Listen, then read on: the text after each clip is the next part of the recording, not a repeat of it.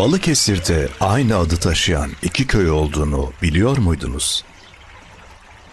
İşte bugün o köylerden birindeyiz. Karacalar Köyü, Savaştepe. Peki ya diğeri? O da Karacalar Köyü, Sındırgı'da. Belki bir gün kamerayı oraya da çeviririz.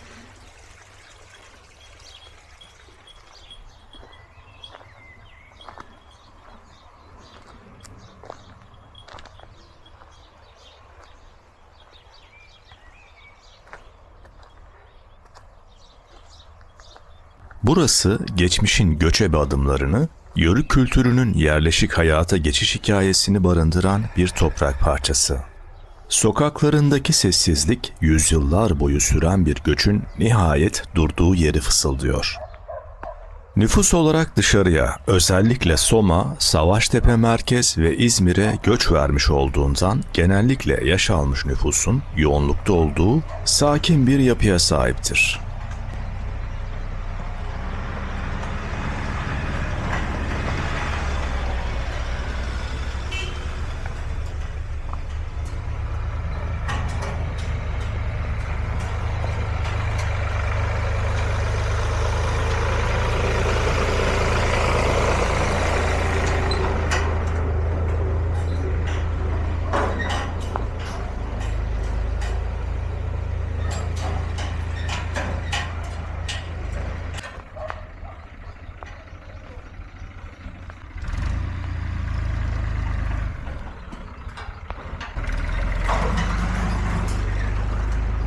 Savaştepe ve çevre köylerinin geçmişi ağırlıklı olarak Oğuzların üç okulundan gelen Yörük aşiretlerine, özellikle Karakeçili, Kılas veya Hardal Yörüklerine dayanır.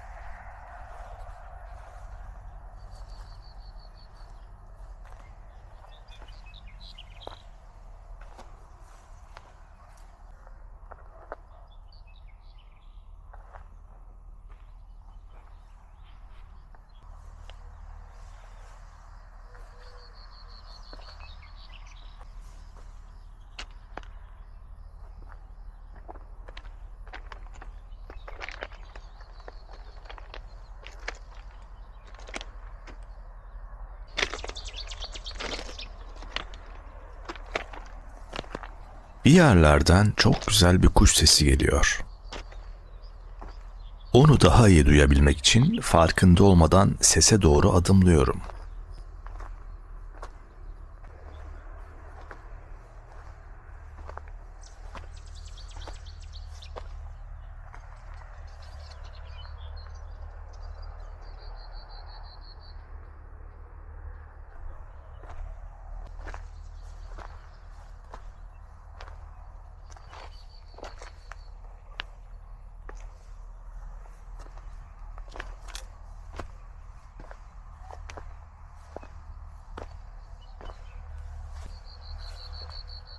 Şehrin keşmekeşinde duymaya hiç alışık olmadığımız bir ses bu. Ve o kadar güzel ki. Şimdi sesin izini sürüyor, sahibini bulmaya çalışıyorum.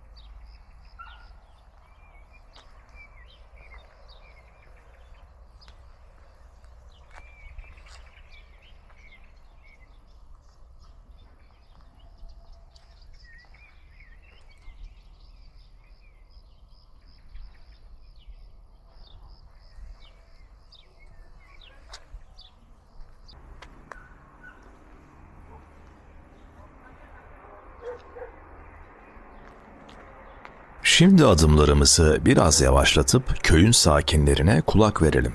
Onlarla soluklanıp tatlı bir sohbete koyulalım. Boyası da çok güzelmiş. Rengi ilk defa görüyorum Buna böyle. şey diyorlar. Gelin teli. Gelin teliymiş bunun adı. Gelin teli. Hı. Prefabrik ev burası, öyle mi? Prefabrik. Kiraparmik. İşte çamaşırlar vardı. Anca dağınıklarını gece geldik biz.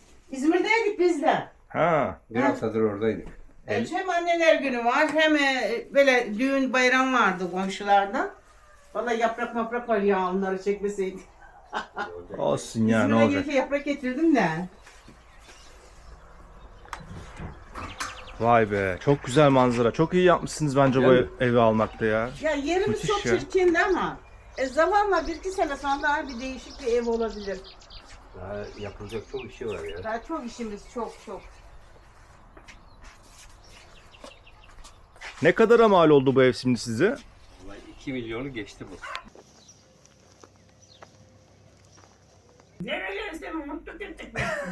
En son ben seni Serpil Aba'nın düğünde gördüm Altınoluk'ta. Oo. Tabii. En son o zaman gördüm. Aynen 15 sene. Tabii. Tabii. Dile kolay, 10 yıldan fazla olmuş gelmeyeli. Akrabalar da haklı olarak biraz sitem ediyorlar. Yüz çevirmiyorlar ama lafı da gediğine koyuyorlar. Ne diyebilirim ki? Haklılar. Ama benimki de bir kaçış değil, sadece hayat kavgasının tam ortasında ayakta kalabilme çabasıydı.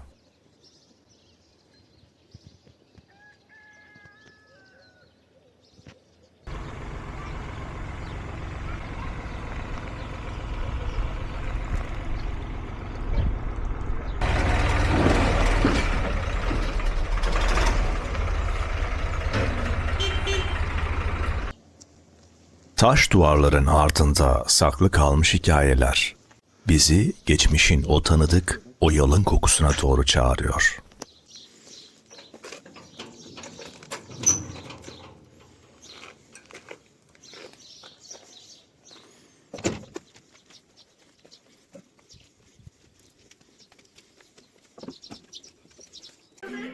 Evet teyze, nasıl küçüğüne gidiyor musunuz anne? Tütü bitti, tütü işi kaldı. Teyzen bir yere gidecek yanı yok. 92'de bitirdim ben tütünü en son. Ya, Yani. nasıl bitti derken yani Ya satın mı su almadılar? gelince, hayır su gelince kanallara Hatıra işte ya. tatlısını al biberin. Geçen seneki gibi acı biber alma. Görüyor musun? Görüyor musun? Nasıl şey yapıyor, temeyi yapıyor.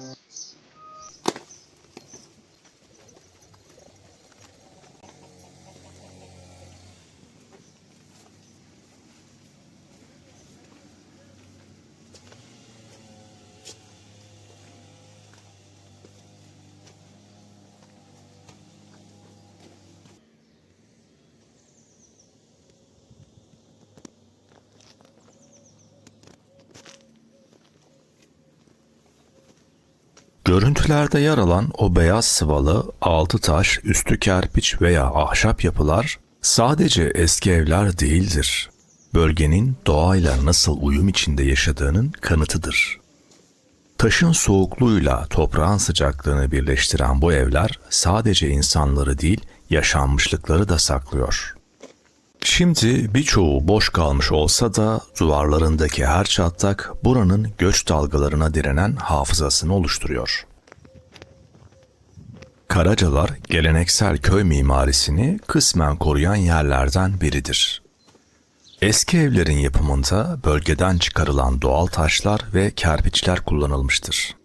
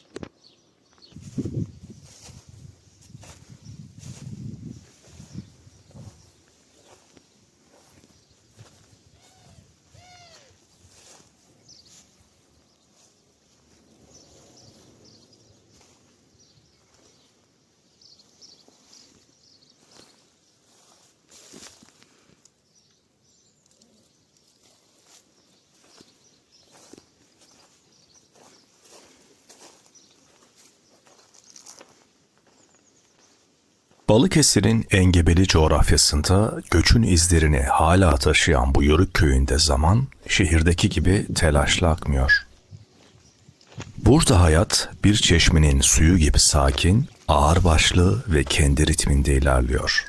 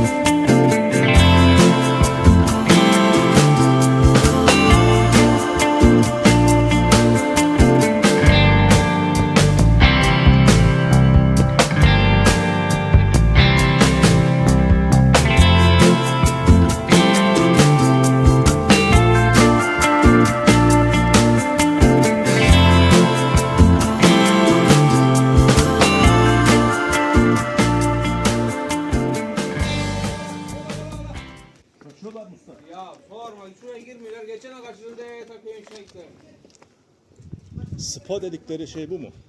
Bunlar daha buza işte. Abi onlar buraya kaçacak bak. Ya sen bunları bağlasan Allah aşkına. Ne uğraşıp duruyorsun sen?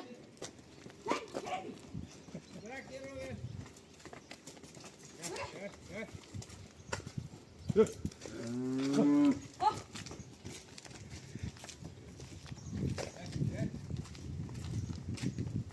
Bizim aşağıya bağla sen onları. Orada gelsinler. Geç içeride kaçın hadi. Sağ ol. Hayır, çok teşekkür ederim. Sağ olun. Yerini açmasınlar tabii.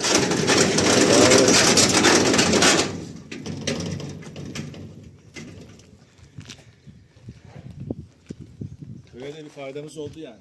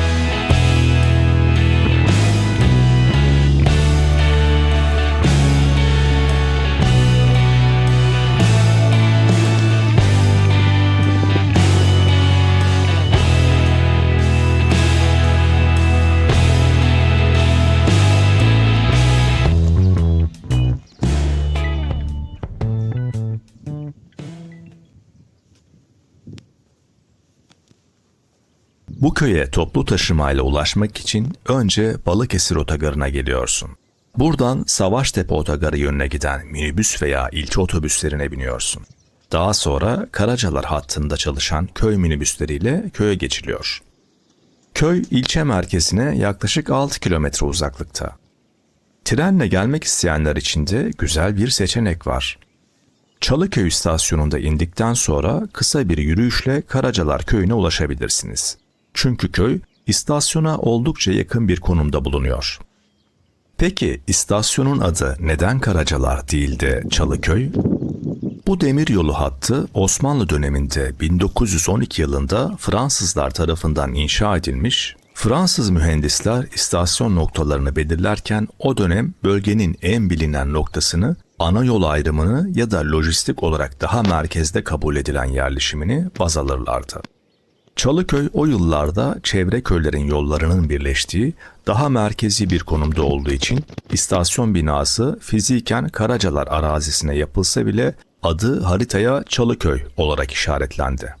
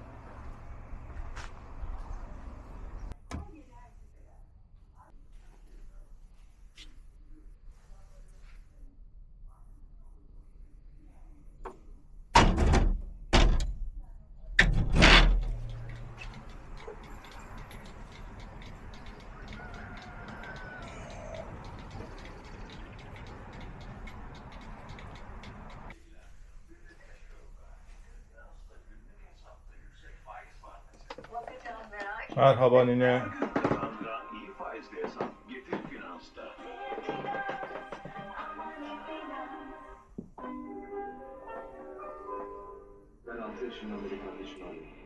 Nasıl lezzetli mi yemekler? Ama pek az denedi. 4-3-5 numaralı mahkum 1930'lu yıllarda banka soymaktan ve adam kaçırmaktan hüküm giymiş Dale. Saçından kopardığı telleri bunun içine doldurup serin, pırıl pırıl olarak tarif ettiği bir günde bu şişeyi körfeze atmış. Dediğine göre sonraki 10 yıl boyunca bir parçası...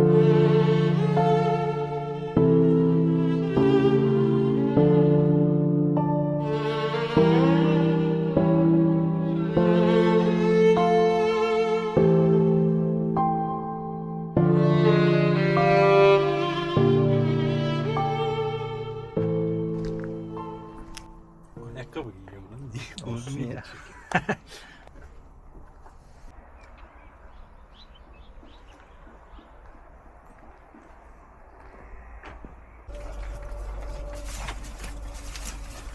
Karacalar'da hayat büyük şehirlerin aksine doğanın ritmine göre akar. Sabah hayvanların meraya çıkış ziliyle başlar, akşam ezanıyla köy meydanındaki kahvehanede derin bir sessizliğe bürünür.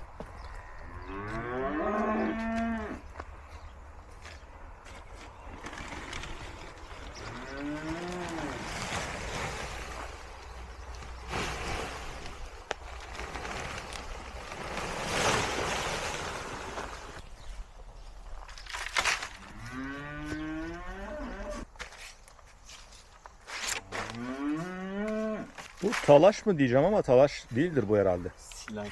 Ne? Mısır silajı. Mısır silajı ha? Mısırı küçük parçalara ayırın işte makineyle. Sonra yeşil, hava almayacak şekilde örtü. Turşu gibi bir nevi.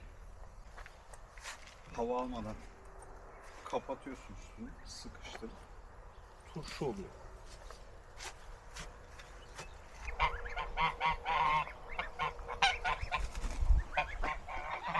Kazlara çok yaklaşma, saldırabilir. Öyle mi?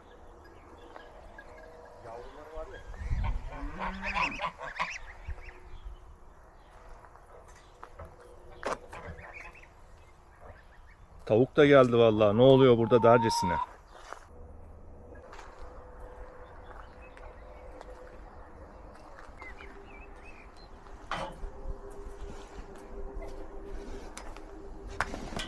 Ölüm gel. Aman sakin.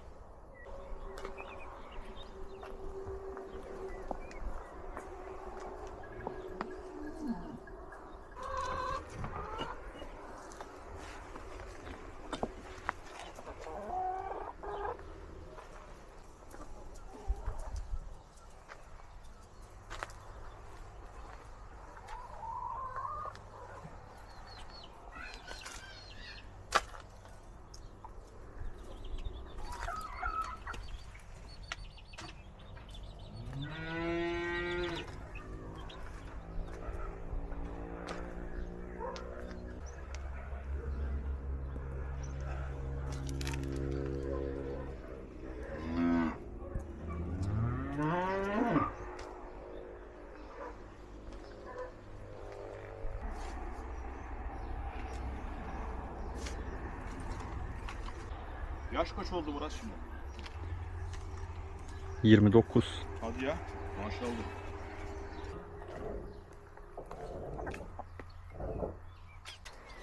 Kolay gelsin yenge. Murat ne tarafa gitti be? Aşağıda mı? Eskiler anlatır. Bir zamanlar bu toprakların rengi yeşildi, kokusu tütündü. Kıraç tarlalarda inatla büyüyen o yapraklar bu köyün düğün parası, kışlık odunu, çocukların okul harçlığıydı. Üretimi kolaydı, bereketi boldu. Ama sonra zamanın ve politikaların çarkları döndü, tütünün o tanıdık kokusu bu sokaklardan yavaşça çekildi. Geriye tütün dizilen o eski ipler, boş kalan kurutma damları ve nerede o eski günler diyen bir kuşağın derin iç çekişi kaldı. Ya şimdi 10 dönüm tütünek bir haneye bakar.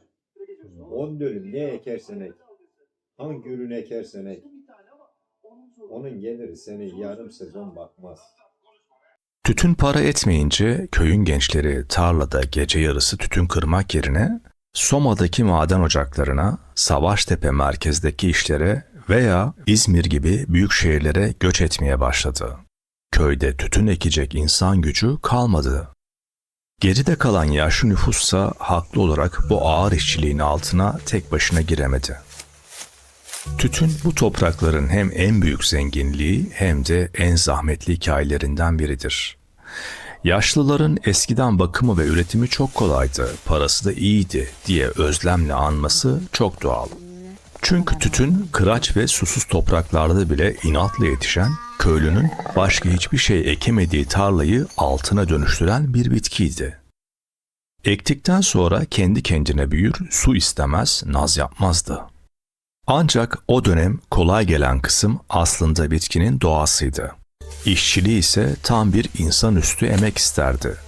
Gece yarısı 3'te fener ışığında başlayan yaprak kırımları, ipe dizmeler, kurutmalar. Yine de günün sonunda o tütün tekele veya tüccara satıldığında köylü bir yıllık geçimini garanti altına alır, düğününü yapar, borcunu öderdi. Peki sonra ne oldu da Karacalar gibi yüzlerce tütün köyünde bu üretim bıçak gibi kesildi? 2000'li yılların başında özellikle 2002 yılındaki tütün kanunuyla Türkiye'de tütün piyasası tamamen değişti. Devletin tütün alım garantisi veren ve köylüyü koruyan kurumu Tekel, önce tütün alımını azalttı, ardından sigara fabrikaları özelleştirildi ve kapatıldı. Devlet köylüye kota getirdi. Sadece şu kadar üretebilirsin, fazlasını almam, dedi. Alım garantisi bitince köylü, tütününü tamamen uluslararası büyük sigara şirketlerinin ve özel tüccarların insafına bırakmak zorunda kaldı. Karacalar ve civarında yetişen tütün dünyada oryantal şark tütünü olarak bilinir. Küçük yapraklı, aromatik ve çok kalitelidir. Ancak küresel sigara devleri harmanlarında daha ucuz, makineli tarıma uygun ve büyük yapraklı Amerikan Virginia tütününü tercih etmeye başladılar. Yerli tütüne olan küresel talep bilinçli olarak düşürüldü, fiyatlar baskılandı. Bakımı her ne kadar zahmetsiz görünse de tütünün işçiliği, gece kırımı, kurutması, balyalaması tamamen insan gücüne dayalıdır. Fiyatlar düşüp gübre, mazot ve yaşam maliyetleri artınca denklem bozuldu. Köylü fark etti ki yıl boyu dökülen o amansız alın teri artık kışın evdeki çorbayı kaynatmaya yetmiyor. Karacalar ve Savaştepe'nin çevre köylerinde tütün tarımı geçmişte çok yoğun yapılmış ve az önce bahsettiğimiz nedenlerle tamamen bitirilmiştir.